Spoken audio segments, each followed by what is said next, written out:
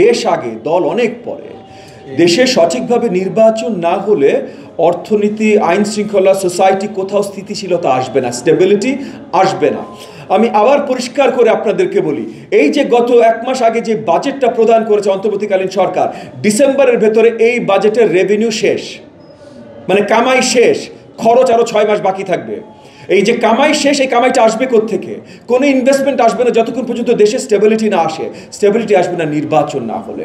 আইন শৃঙ্খলা বাহিনীর কথায় আসেন, সোহাগ হত্যাকাণ্ড থেকে গতকাল গোপালগঞ্জে যে নৃশংস প্রাণহানি হয়েছে আমার 4 থেকে 12 ভাই বোনের, এই প্রাণহানিগুলো আইন শৃঙ্খলা বাহিনীর কর্মকাণ্ডের ব্যর্থতা।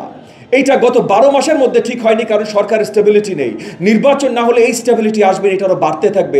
একটা জিনিস পরিষ্কারভাবে দেখবেন, 2024 সালের 5 থেকে 8 অগস্ট যতখানি বাংলাদেশে আইন শৃঙ্খলা ব্যবস্থা ছিল, আমরা জনগণরা নিজেরা আমাদের দায়িত্ব নিয়ে করেছিলাম, আজকে তার থেকে কম আছে, যদিও আজকে রাস্তায় আইন শৃঙ্খলা বাহিনী আছে।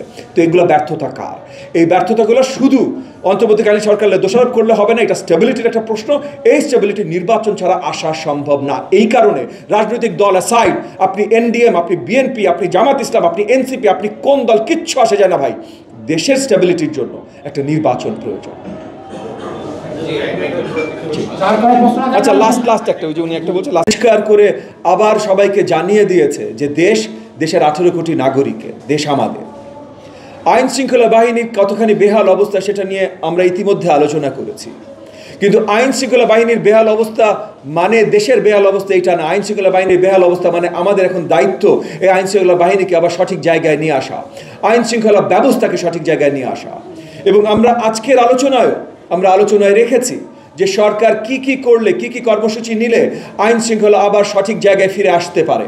কমিউনিটি পুলিশিং থেকে শুরু করে আওয়ামী দোষর হিসেবে চিহ্নিত যে পুলিশের কর্মকর্তারা ছিলেন তাদেরকে অব্যাহতি দেয়া, দরকার হলে প্রশ্নবিদ্ধ ছিল না এমন কর্মকর্তাদের আবার ফিরে নিয়ে আসা, এবং ঢালাওভাবে আমাদের সকল রাজনৈতিক পরিধি থেকে এবং রাজনীতির বাইরে থেকে জুলাইয়ের গণঅভ্যুত্থানের সাথে যারা জড়িত ছিল তাদেরকে আপনার ডেপুটাইজ করে কমিউনিটি পুলিশিং এবং আইন শৃঙ্খলা বাহিনীর সাথে সম্পৃক্ত করা।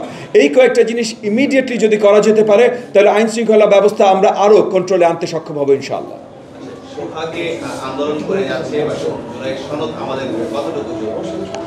দেখেন, জুলাই সনদ